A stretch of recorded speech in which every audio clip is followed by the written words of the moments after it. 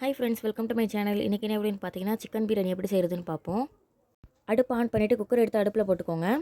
இப்போ வந்து பார்த்தீங்கன்னா, பட்டை, கிராம்பு, பிரிஞ்சி இலை, ஏலக்காய், சோம்பு, கல்பாசி, மராட்டி முக்கு, ஸ்டார் அனீஸ் தேவைப்படும். குக்கரில் 2 ஸ்பூன் நெய் சேர்த்துக்கோங்க. எண்ணெய் சேர்த்துக்கோங்க கொஞ்சமாக. எண்ணெய் சேர்த்ததுக்கப்புறமா பட்டை, கிராம்பு நம்ம எடுத்து வச்சதை எடுத்து இதில் சேர்த்துக்கலாம். சேர்த்துட்டு கட் பண்ணி வச்சுருந்த வெங்காயத்தை எடுத்து இதில் சேர்த்துக்கோங்க. வெங்காயத்தை கொஞ்சமாக வதக்கிக்கோங்க. வெங்காயம் வதங்கிறதுக்காக கொஞ்சமாக கல் உப்பு சேர்த்துக்கலாம்.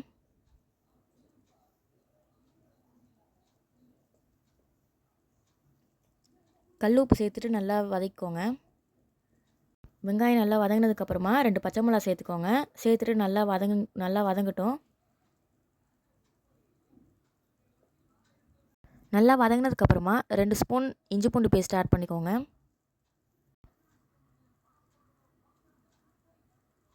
ஆட் பண்ணிவிட்டு நல்லா கிண்டி விட்டுருங்க. நம்ம கட் பண்ணி வச்சிருந்த தக்காளி எடுத்து சேர்த்துக்கோங்க. சேர்த்துட்டு நல்லா வதங்கினதுக்கப்புறமா ஒரு கைப்பிடி புதினா கொத்தமல்லி சேர்த்துக்கோங்க. சேர்த்துட்டு நல்லா வதங்கட்டும். வதங்கினதுக்கப்புறமா பிரியாணி மசாலா 1.5 ஸ்பூன் சேர்த்துக்கோங்க. பிரியாணி மசாலா 1.5 ஸ்பூன் சேர்த்ததுக்கப்புறமா கரம் மசாலா சேர்த்துக்கோங்க 1/2 ஸ்பூனு. சேர்த்துட்டு நல்லா கிண்டி விட்டுருங்க. கிண்டினதுக்கப்புறமா 1 ஸ்பூன் குழம்பு மிளகாத்தூள் சேர்த்துக்கோங்க. நல்லா கிண்டினதுக்கப்புறமா 1 ஸ்பூன் தயிர் சேர்த்துக்கோங்க. தயிர் சேர்த்து நல்லா கிண்டிடுங்க. கிண்டினதுக்கப்புறமா நம்ம வாஷ் பண்ணி வச்சுருந்த சிக்கன் எடுத்து அதில் சேர்த்துக்கோங்க. சேர்த்துட்டு நல்லா அதில் மசாலாவில் நல்லா படுற மாதிரி நல்லா கிண்டி விட்டுருங்க. நாங்கள் அரிசி வந்து பார்த்திங்கன்னா இந்த படியால் அரை படி ஃபுல்லாக தலை தட்டாமல் போட்டுக்கிட்டோம். அதனால் 2.25 படி தண்ணி சேர்த்துக்கிறேன் இந்த படியால். உப்பு போட்டுக்கோங்க. நம்ம ஆல்ரெடி வெங்காயம் வதங்கிறதுக்கு கொஞ்சம் போட்டிருந்தோம். எப்படி இருக்குன்னு பார்த்துட்டு போட்டுக்கோங்க. லெமன் கொஞ்சம் பிழிஞ்சு விட்டுருங்க. பிழிஞ்சு விட்டதுக்கப்புறமா நம்ம வாஷ் பண்ணி வச்சுருந்த அரிசி எடுத்து இதில் சேர்த்துக்கோங்க. சேர்த்து நல்லா கொதி வந்ததுக்கப்புறமா குக்கரை மூடிடலாம். மூடிட்டு தம் போட்டுருங்க. அடுப்பை சிம்மில் வச்சுருங்க.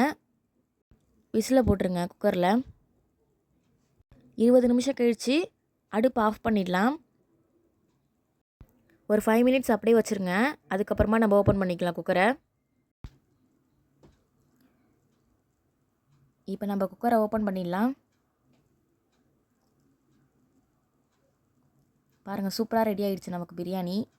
அடி பிடிக்காமல் உடனே கிண்டிருங்க. நான் வேறு பாத்திரத்துக்கு மாற்றிக்கிறேன். சூப்பராக ரெடி ஆகிடுச்சு. இந்த மாதிரி நீங்களும் ட்ரை பண்ணி பார்த்துட்டு சொல்லுங்கள் எப்படி இருக்குன்னு. தேங்க்ஸ் ஃபார் வாட்சிங். பாய்.